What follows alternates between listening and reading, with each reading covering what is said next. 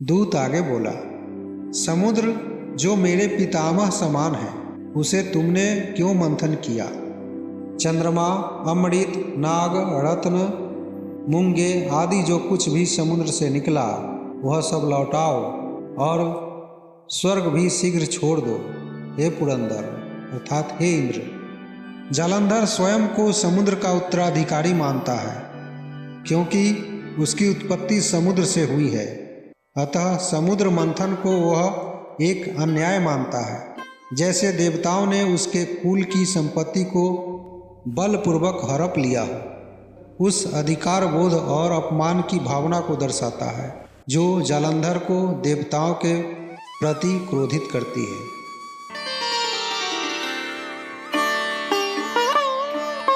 जय श्री हरि। नमस्कार दोस्तों। जालंधर के दूत को इंद्र का उत्तर। पद्म महापुराण उत्तरखंड अध्याय 5 का दूसरा भाग। दोस्तों, पिछले भाग में आपने सुना किस प्रकार समुद्र ने दानवों के साथ मिलकर देवताओं की मर्यादा को चुनौती दी। उसका स्वभाव बदल चुका था और उसके द्वारा रक्षित पुत्र जालंधर अब धर्म के विरुद्ध खड़ा हो चुका था। इंद्र ने उसके दूत के समक्ष समुद्र के अतीत को उजागर किया, उसके दोषों की समीक्षा की और धर्म युद्ध की घोषणा कर दी।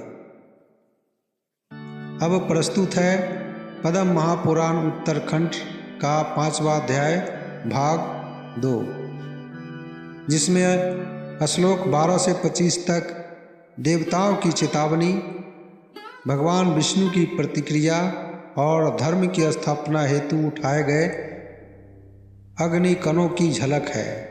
आइए श्री हरि के श्रीमुख से प्रकट होने वाले भावों को अनुभव करें। देवलोक का भव्य स्वर्णमयी दरबार सजा है।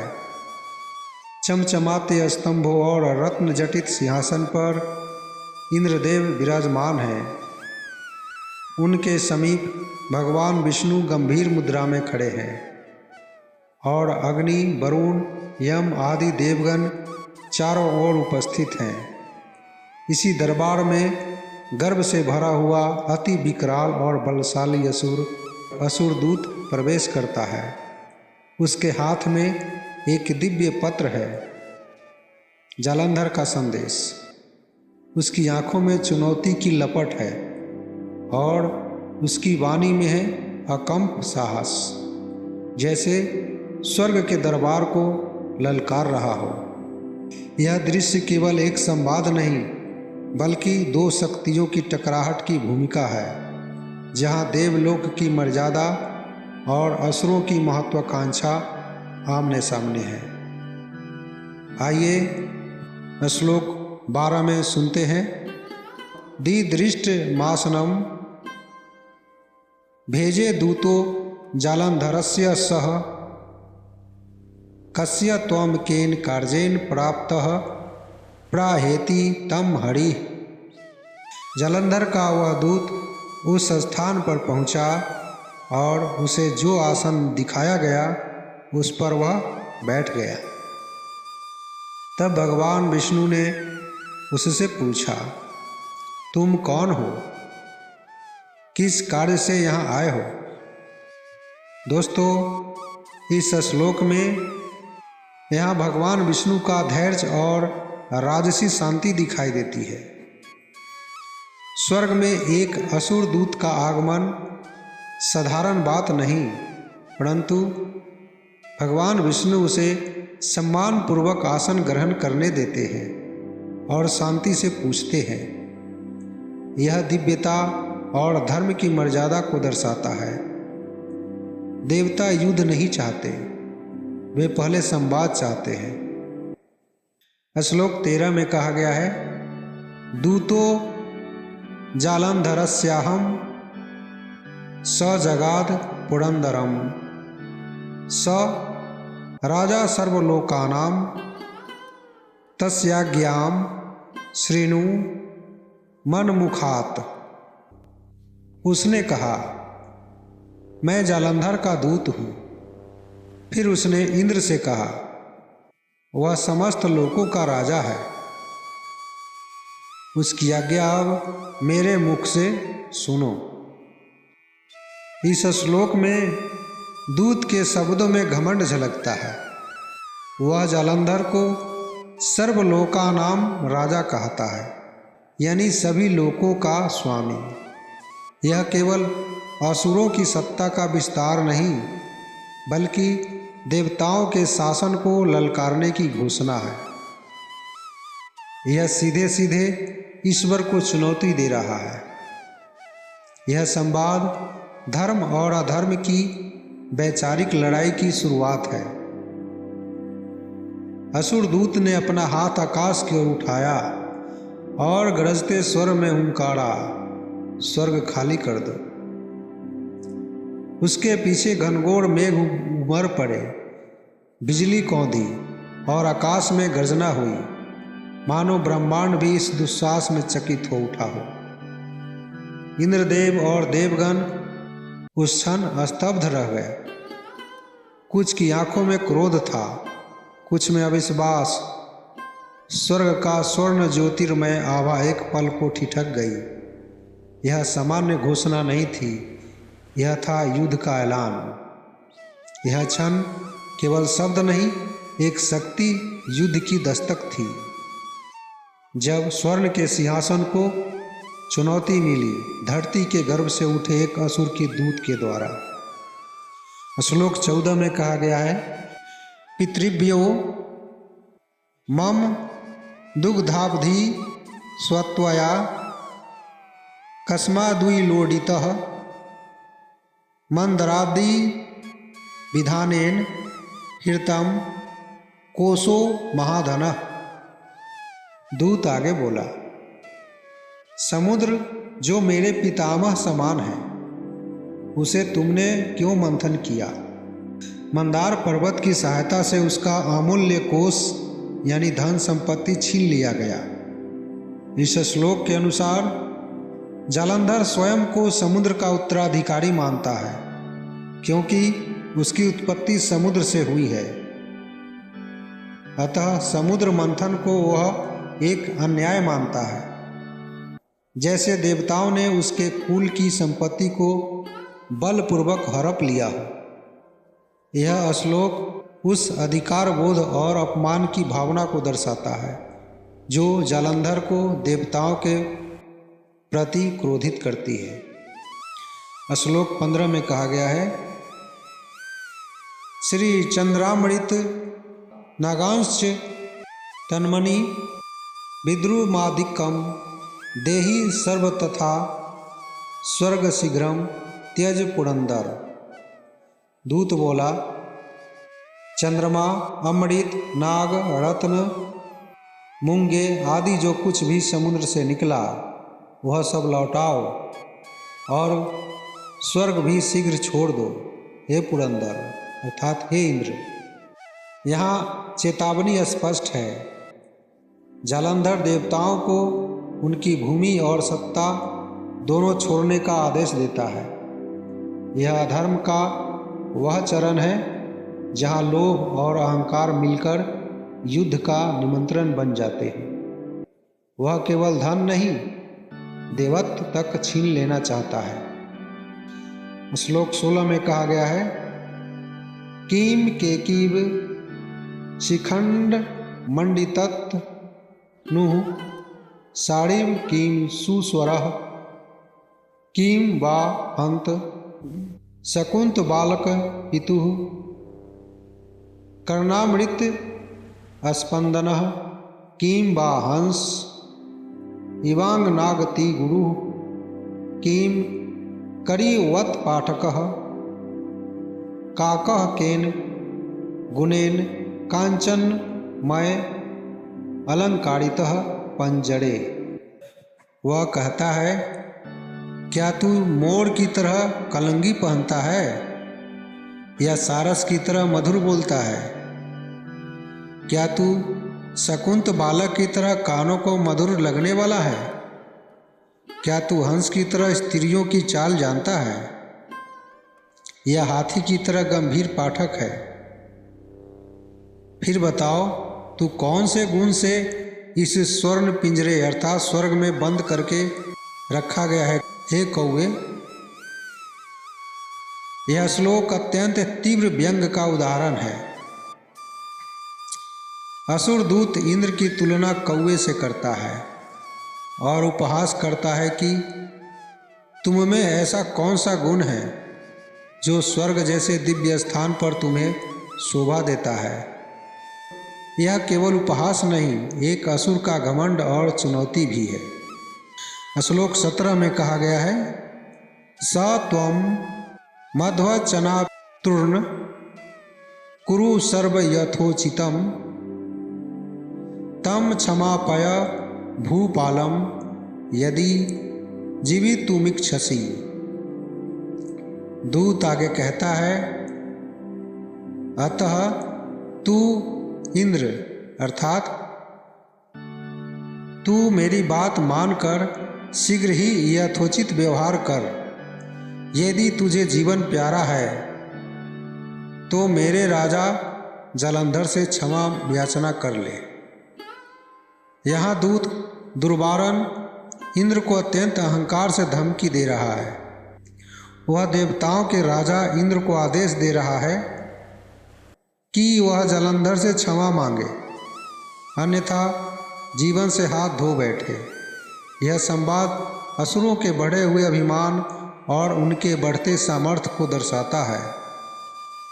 यह स्पष्ट करता है कि असुर अब केवल युद्ध नहीं कर रहे, वे देवताओं की सत्ता को चुनौती दे रहे हैं। श्लोक 18 में कहा गया है, नारद उवाच आथ ग्रहस्य माधवा प्राह दुर्वारणम प्रति। अर्थात नारद जी बोले, इसके बाद देवताओं के स्वामी माधव यानी भगवान विष्णु ने दुर्वारण से कहा। यह श्लोक उस महत्वपूर्ण मोड़ की शुरुआत है जब भगवान विष्णु स्वयं हस्तक्षेप करते हैं। अब तक दुर्वारण ने केवल देव सभा को ललकारा था, पर अब भगवान विष्णु का उत्तर उस दूत को वास्तविकता का भान कराएगा। इंद्र उवाच श्रृणु दूत समासेन सिंधोर मंथन कारणम पूरा हिमवतः सुनु मैनाको नाम मे रिपु। अर्थात इंद्र बोले, हे दूत सुनो, मैं तुम्हें संक्षेप में समुद्र मंथन का कारण बताता हूँ। पहले हिमालय के पुत्र मैनाक नामक मेरा शत्रु था। यहाँ इंद्र अपने उत्तर में समुद्र मंथन की पृष्ठभूमि बता रहे हैं। वे यह समझाना चाहते हैं कि देवताओं की कार्यवाहियाँ मात्र सत्ता के लिए नहीं, बल्कि धर्म और लोक कल्याण के लिए होती है। मैनाक से शुरू करके वे समुद्र के दोष को स्पष्ट करते हैं। श्लोक 20 में कहा गया है, सकुक्षी विधृतस्तेन सागरेण जडेन च दग्धम चराचरम येन वाहिना हिये रूपिना। अर्थात वह मैनाक उस जड़ बुद्धि समुद्र द्वारा अपने गर्भ में छिपा लिया गया था। तब हयमुख अग्नि ने जलकर चर और अचर सभी को भस्म कर दिया। यह प्रसंग समुद्र के दोष को दर्शाता है। वह धर्म विरोधी था और असुरों को शरण देता था। अग्नि के हयमुख रूप में प्रकट होकर संपूर्ण लोकों में आग लगना इस बात का प्रतीक है कि जब धर्म पर संकट आता है तो प्रकृति भी असंतुलित हो उठती है। श्लोक 21 में कहा गया है, स चापी विधृतस्तेन सागरेण दुरात्मना धर्मद्विषाम दानवानां सौ वा आश्रय प्रभु। वह मैनाक उस दुष्ट समुद्र द्वारा छिपाया गया था। वह समुद्र तो धर्मद्रोही दानवों का आश्रय बन चुका था। इस श्लोक में यहाँ समुद्र के नैतिक पतन को उजागर किया गया है। समुद्र अब धर्म का संरक्षक नहीं रहा, बल्कि अधर्मियों का गुप्त आश्रय बन गया। यही कारण था कि देवताओं को समुद्र मंथन की योजना बनानी पड़ी, जिससे छिपे हुए रहस्य और अमृत समान तत्व बाहर लाया जा सके। श्लोक 22 में कहा गया है, नित्यम दधिधृतं क्षीरम दानवेभ्यः प्रयच्छति अत एवायमस्माभिर्दुर्वारं विलोडितः। अर्थात इंद्र बोले, यह समुद्र नित्य प्रति दही, घी और दूध जैसे अमूल्य पदार्थ दानवों को देता रहा है। इसलिए हे दुर्वारण, हमने इसका मंथन किया। दोस्तों, समुद्र का दानवों के पक्ष में झुकाव केवल विचारधारा नहीं, भौतिक सहायता तक पहुंच चुका था। वह देवताओं की संपत्ति अर्थात दूध, घी, अमृत जैसे दिव्य तत्व असुरों को दान में देता रहा। यह धर्म की पोषण नीति बन चुकी थी। ऐसे में देवताओं ने उसका मंथन कर उसमें छिपे अमृत, रत्न और ज्ञान को निकालने का संकल्प लिया। यहाँ समुद्र मंथन की आध्यात्मिक व्याख्या सामने आती है। जब जीवन का केंद्र असंतुलित हो जाए तो उसे मंथन कर पुनः संतुलन लाना आवश्यक होता है। श्लोक 23 में कहा गया है, दंडितश्च गतश्रीको देवैरथ पुरातनः श्रीनुदूत संबधेन मम विप्रेन शोषितः। अर्थात हे दूत, वह समुद्र प्राचीन काल में भी देवताओं द्वारा दंडित किया गया था और मेरी ओर से, मेरे आदेश से एक ब्राह्मण ने जो उसका संबंधी था उसका शोषण किया। इंद्र समुद्र के पहले भी हुए अपराधों को याद दिलाते हैं। गत श्री को अर्थात उसकी पूर्व की महिमा नष्ट हो चुकी थी। विप्रेन शोषिता, इसका अर्थ यह भी है कि ज्ञान या धर्म के द्वारा भी समुद्र की स्थिति को नियंत्रित किया गया था। यह संकेत करता है कि अधर्म चाहे जितना भी बलवान हो जाए, धर्म अर्थात विप्र, ज्ञान, शास्त्र अंततः उसे नियंत्रित करता है।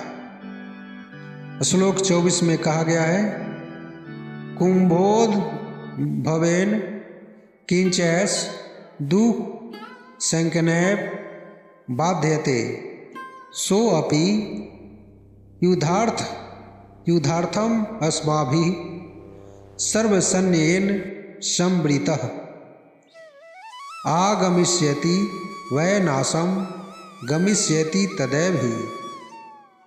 अर्थात यह समुद्र कुंभोद्भव राक्षस के साथ बुरे संग के कारण कष्ट में है।